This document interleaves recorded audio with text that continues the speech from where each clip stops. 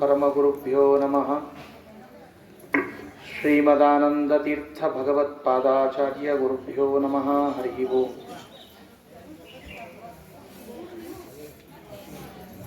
ಜಯತಿ ಹರಿರಚಿಂತ್ಯಃ ಸರ್ವದೇವೈಕವಂದ್ಯಃ ಪರಮಗುರುರಭೀಷ್ಟಾವಾಪ್ತಿರಃ ಸಜ್ಜನಾನಾಂ. ನಿಖಿಲ ಗುಣಗಣಾರ್ಣೋ ನಿತ್ಯ ನಿರ್ಮುಕ್ತ ದೋಷಃ ಸರಸಿಜ ನಗನೋಸೌ ಶ್ರೀಪತಿರ್ಮಾನದೂನಃ. ನರಸಿಂಹೋಖಿಲಾಜ್ಞಾನಮತಧ್ವಾಂತ ದಿವಾಕರಃ ಜಗತ್ಯಮಿತ ಸಜ್ಞಾನ ಸುಖಶಕ್ತಿ ಪಯೋನಿಧಿಃ. ಅಶೇಷ ವಾಗ್ಜಾಡ್ಯಮಲಾಪಹಂತ್ರೀ ನವಂ ನವಂ ಸ್ಪಷ್ಟ ಸುವಾಕ್ಪ್ರದಾಯಿನಿ ಮಮೇಹ ಯುಕ್ಸ್ವಾಗ್ರ ಸುರಂಗ ನರ್ತಕೀ ಭವ ಪ್ರಸನ್ನಾ ವದನೆ ಚ ಮೇ ಶ್ರೀಃ. ಧರ್ಮ ವಿಜ್ಞಾನ ವೈರಾಗ್ಯ ಪರಮೈಶ್ವರ್ಯಶಾಲಿನಃ ಆನಂದತೀರ್ಥ ಭಗವತ್ಪಾದಾನ್ ವಂದೇ ನಿರಂತರಂ.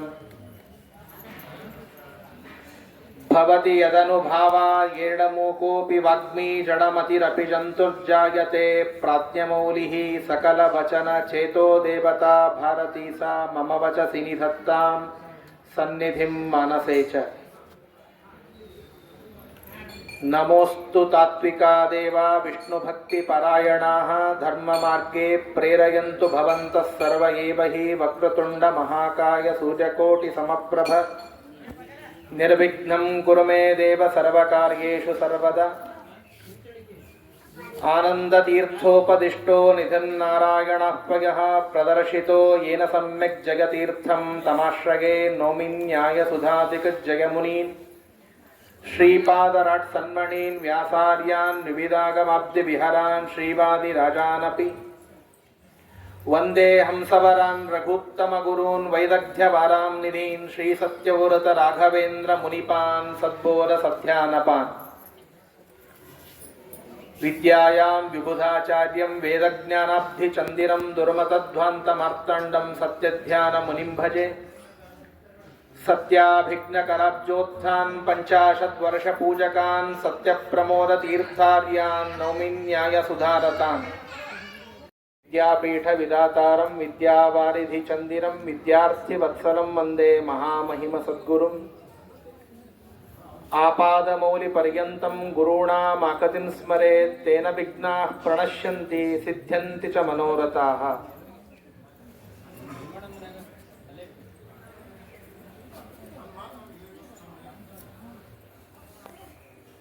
ಶ್ರೀ ಗುರುಭ್ಯೋ ನಮಃ. ಶ್ರೀ ಗುರುಭ್ಯೋ ನಮಃ. ಹರಿ ಓಂ.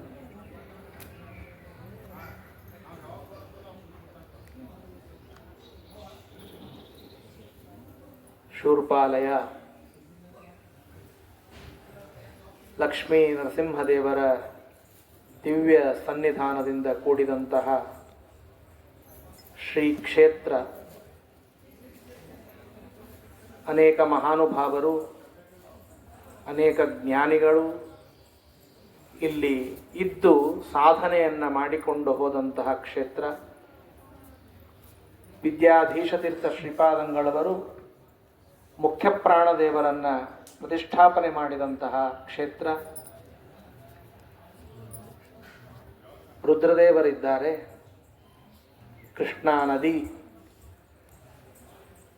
ಇಂತಹ ರಮ್ಯ ಪ್ರದೇಶ, ಕ್ಷೇತ್ರ, ಸಾಧನ ಭೂಮಿ. ಇಂಥಲ್ಲಿ ಬಂದು ಸಾಧನೆಯನ್ನು ಮಾಡಿಕೊಳ್ಳದೆ ಕೇವಲ ದರ್ಶನ ಆದರೆ ಸಾಕು, ಪ್ರಸಾದ ಸಿಕ್ಕರೆ ಸಾಕು ಅಂತ ಮಾಡಿಕೊಳ್ಳದೆ ಒಂದು ಸಾಧನೆ ನಮ್ಮಿಂದ ಆಗುವಂತೆ ಆ ಭಗವಂತ ಮಾಡಲಿ ಎಂಬುದಾಗಿ ಪ್ರಾರ್ಥನೆಯನ್ನು ಮಾಡ್ತಾ,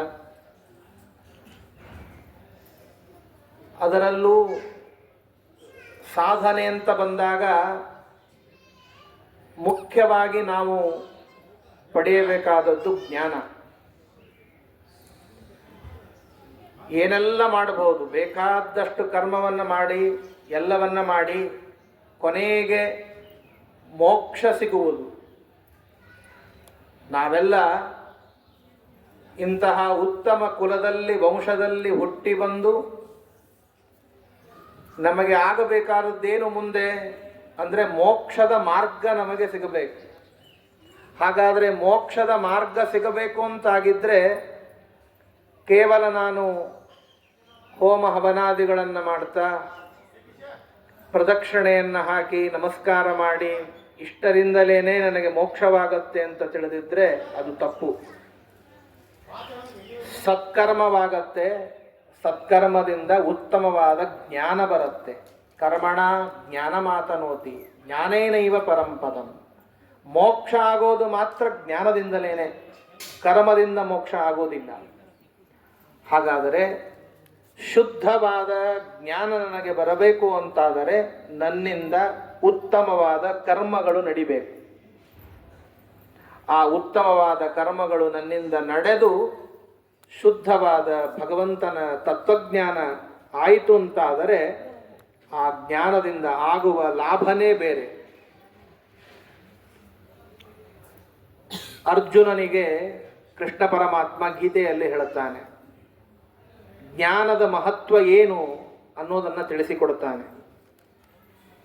ನೋಡು ಅರ್ಜುನ, ಜಗತ್ತಿನಲ್ಲಿ ಪಾಪ ಮಾಡಿದವರು ಬೇಕಾದಷ್ಟು ಜನ ಇದ್ದಾರೆ.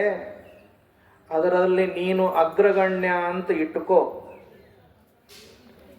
ಅಂದರೆ ಫಸ್ಟ್ ನಂಬರ್ ನಿಂದೇ ಇದೆ, ನಿನ್ನಷ್ಟು ಪಾಪ ಇನ್ಯಾರೂ ಮಾಡೇ ಇಲ್ಲ ಜಗತ್ತಿನಲ್ಲಿ ಅಂತ ಇದ್ದರೆ ಆ ಎಲ್ಲ ಪಾಪ ನಶಿಸಿ ಹೋಗುತ್ತೆ. ಯಾವುದರಿಂದ? ಕೃಷ್ಣ ಪರಮಾತ್ಮ ಹೇಳುತ್ತಾನೆ, ಅಪಿಚೇದಸಿ ಪಾಪೇಭ್ಯ ಸರ್ವೇಭ್ಯ ಪಾಪಕೃತ್ತಮಃ ಸರ್ವಂ ಜ್ಞಾನಪ್ಲವೈನ ಇವ ವೃಜಿನಂ ಸಂತರಿಷ್ಯಸಿ. ಜ್ಞಾನದಿಂದ ಭಗವಂತನ ವಿಷಯಕವಾದ ಶುದ್ಧವಾದ ತತ್ವಜ್ಞಾನ ಯಾವಾಗ ಮಾಡಿಕೊಳ್ಳುತ್ತಿ ಆಗ ನಿನ್ನ ಎಲ್ಲ ಪಾಪಗಳು ನಶಿಸಿ ಹೋಗತ್ತೆ. ಆ ಪಾಪಗಳು ನಶಿಸಿ ಹೋಯಿತು ಅಂತಾದರೆ ನಿನಗೆ ಮೋಕ್ಷವೇ ಆಗತ್ತೆ, ಉತ್ತಮವಾದ ಸುಖ ನಿನಗೆ ಸಿಗತ್ತೆ ಅಂತ ಕೃಷ್ಣ ಪರಮಾತ್ಮ ಹೇಳ್ತಾನೆ. ಹಾಗಾದರೆ ಜ್ಞಾನಕ್ಕೆ ಇರುವುದು ಬಹಳ ಮಹತ್ವ ಇದೆ. ನಹಿ ಜ್ಞಾನೇನ ಸದೃಶಂ ಪವಿತ್ರಮಿಹ ವಿದ್ಯತೆ. ಜ್ಞಾನಕ್ಕಿಂತಲೂ ಅದಕ್ಕೆ ಸಮಾನವಾದ ಮತ್ತೊಂದು ಪವಿತ್ರವಾದ ವಸ್ತು ಜಗತ್ತಿನಲ್ಲಿ ಇಲ್ಲ. ಮನುಷ್ಯ ತಾನು ಗಳಿಸಿದ ಸಂಪತ್ತನ್ನು ಮತ್ತೊಬ್ಬರು ಕಿತ್ತುಕೊಂಡು ಹೋಗಬಹುದು.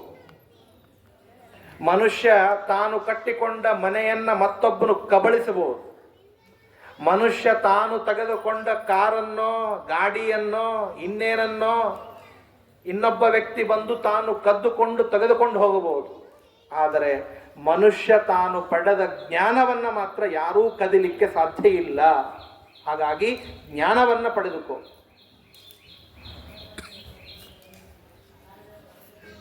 ಸಾಧ್ಯವಿದ್ದಷ್ಟು ಶಾಸ್ತ್ರದ ಶ್ರವಣ ಆಗಬೇಕು.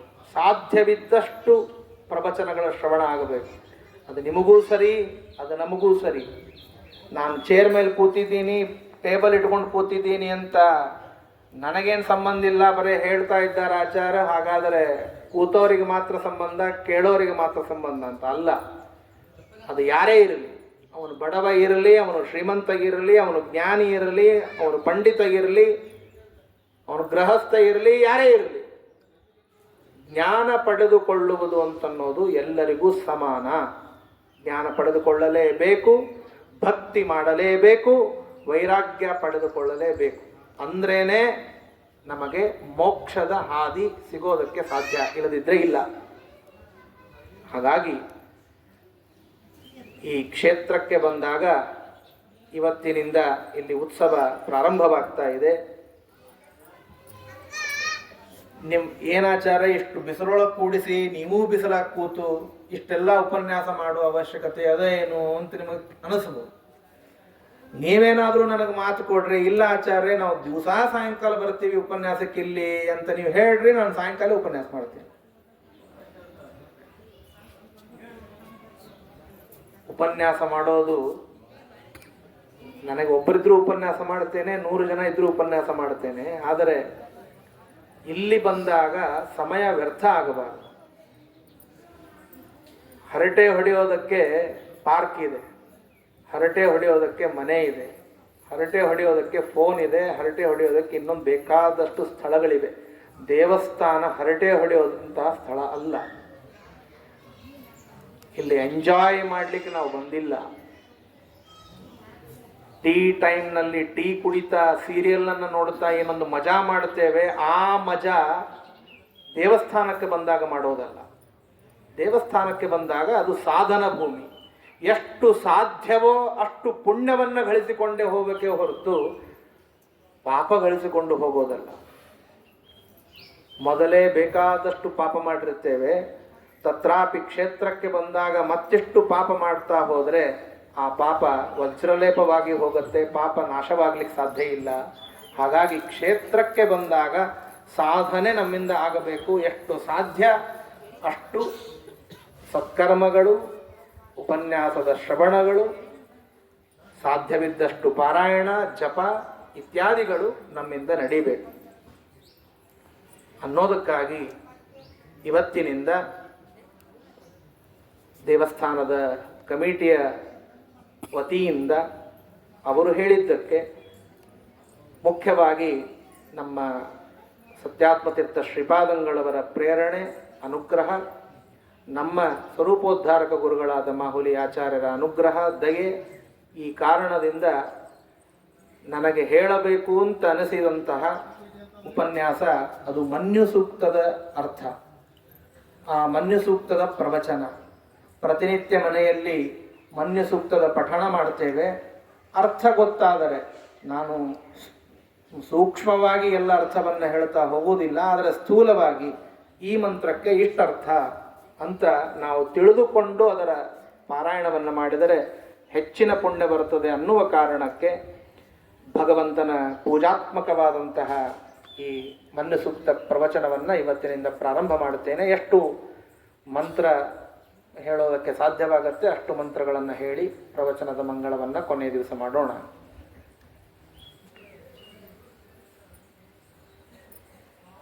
ಮೊದಲಿಗೆ ಒಂದು ಸ್ಪಷ್ಟವಾದ ಮಾತು ಏನು ಅಂದರೆ, ಶ್ರವಣ ಮಾಡುವಾಗ ಮನಸ್ಸು ಏಕಾಗ್ರ ಚಿತ್ತದಿಂದ ಇರಬೇಕು. ಅದು ಬಹಳ ಮಹತ್ವದ್ದು. ಕೃಷ್ಣ ಭಗವದ್ಗೀತೆಯಲ್ಲಿ ಹೇಳ್ತಾನೆ, ಹೇಗೆ ಧ್ಯಾನ ಮಾಡಬೇಕು ಅಂತ ಹೇಳಿಕೊಳ್ಳುವಾಗ ಆಗ ಒಂದು ಮಾತನ್ನು ಹೇಳುತ್ತಾನೆ, ಮನಸ್ಸು ಏಕಾಗ್ರ ಚಿತ್ತದಿಂದ ಇರಬೇಕು. ಎಲ್ಲ ಕಡೆಗೆ ಹರಿತಾ ಇರಬಾರದು, ಮನಸ್ಸು ಒಂದೇ ಕಡೆಗೆ ಇರಬೇಕು. ಅದು ಶ್ರವಣ ಮಾಡುವಾಗಲಿ, ಪೂಜೆ ಮಾಡುವಾಗಲಿ, ಜಪ ಮಾಡುವಾಗಲಿ, ಧ್ಯಾನ ಮಾಡುವಾಗಲಿ ಮನಸ್ಸು ಅದು ಬಹಳ ಚಂಚಲ. ಅರ್ಜುನ ಹೇಳುತ್ತಾನೆ ಕೃಷ್ಣನಿಗೆ, ಚಂಚಲಂ ಹಿ ಮನಃ ಕೃಷ್ಣ ಪ್ರಮಾಥಿ ಬಲಭದೃಢಂ.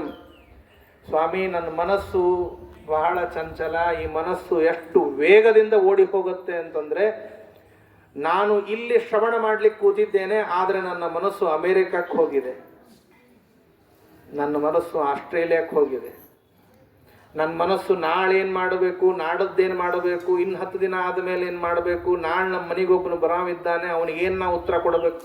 ಕೇಳ್ತಾ ಇರೋದು ಉಪನ್ಯಾಸ, ಮಾಡ್ತಾ ಇರೋದು ಜಪ, ದರ್ಶನ ಮಾಡ್ಕೊಳ್ತಾ ಇದ್ದಾನೆ ನರಸಿಂಹದೇವರದು, ಆದರೆ ಮನಸ್ಸು ಮಾತ್ರ ನರಸಿಂಹದೇವರ ಹತ್ರ ಇಲ್ಲ, ವಿಚಾರ ಬೇರೆ ಕಡೆಗಿದೆ. ಹಾಗಾಗಿ ಮೊದಲು ಮನುಷ್ಯ ಮಾಡಿಕೊಳ್ಳಬೇಕಾದದ್ದು ತನ್ನ ಮನಸ್ಸನ್ನು ಹತೋಟೆಯಲ್ಲಿ ಇಟ್ಟುಕೊಳ್ಳಬೇಕಾದದ್ದು. ಅದಾಗಬೇಕು ಅಂತಾದರೆ ತನ್ನ ಇಂದ್ರಿಯಗಳ ನಿಗ್ರಹ ಬೇಕು. ಆ ಇಂದ್ರಿಯಗಳ ನಿಗ್ರಹ ಬೇಕು ಅಂತಾದರೆ ಆಹಾರದ ನಿಗ್ರಹ ಬೇಕು. ಆಹಾರದ ಶುದ್ಧಿ, ಆಹಾರದ ನಿಗ್ರಹ, ಇದೆಲ್ಲ ಇತ್ತು ಅಂತಾದರೆ ನನ್ನ ಮನಸ್ಸು ನನ್ನ ಕಂಟ್ರೋಲಿಗೆ ಬರಲಿಕ್ಕೆ ಸಾಧ್ಯ ಇದೆ. ಇದು ಹೇಗಿದೆ ಅಂದರೆ, ಒಂದು ತಾಯಿ ಕೂಸಿದೆ. ನೀವೆಲ್ಲ ಯಾರ್ಯಾರು ತಾಯಂದ್ರಿದ್ದೀರಿ, ನಿಮ್ಮ ಮಕ್ಕಳಿಗೆ, ಅರ್ಥಾತ್ ಈಗವ್ರು ದೊಡ್ಡವರಾಗಿರ್ಬೋದು, ಸಣ್ಣ ಸಣ್ಣ ಕೂಸುಗಳಿದ್ದಾಗ ನೀವೇನು ಊಟ ಮಾಡಿಸ್ಬೇಕಾದ ಒಂದು ಸ್ವಲ್ಪ ನೆನಪು ಮಾಡ್ಕೊಳ್ಳಿ. ಹೆಂಗೆ ಊಟ ಮಾಡಿಸ್ತಿದ್ರಿ ಅಂದರೆ, ಆ ಕೂಸಿಗೆ ಅದು ಊಟ ಸೇರುವುದಿಲ್ಲ, ಆದರೆ ತಾಯಿಗೆ ಆ ಆಹಾರವನ್ನು ಕೂಸಿನ ಹೊಟ್ಟೆಯಲ್ಲಿ ಹಾಕದ ಹೊರತು ಅವಳಿಗೆ ಸಮಾಧಾನ ಇಲ್ಲ. ಯಾಕೆ ಅಂದರೆ ಆ ಕೂಸು ಊಟ ಮಾಡಲಿಲ್ಲ ಅಂದರೆ ಹೊಟ್ಟೆ ತುಂಬುವುದಿಲ್ಲ, ಹಾಗೇನೆ ಓಡಾಡ್ತಾ ಆಟದಲ್ಲೇನೆ ಸಮಯವನ್ನು ಕಳೆದು ಬಿಡುತ್ತದೆ.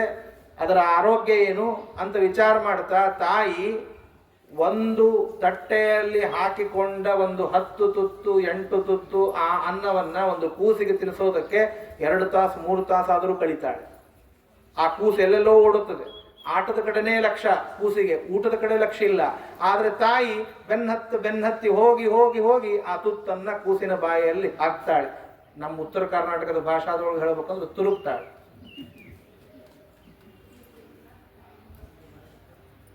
ಹೀಗೆ ಮಾಡ್ತಾಳೆ. ಯಾಕೆ ಮಾಡ್ತಾಳೆ ಇಷ್ಟೆಲ್ಲ ತಾಯಿ? ಕೂಸಿನ ಆರೋಗ್ಯ, ಕೂಸಿಗೆ ಹಸಿವಾಗಬಾರ್ದು, ಕೂಸು ಪುಷ್ಟಿಯಾಗಿರಬೇಕು, ಕೂಸು ಬಲಿಷ್ಠವಾಗಿರಬೇಕು ಅನ್ನೋದಕ್ಕಾಗಿ ಮಾಡ್ತಾಳೆ.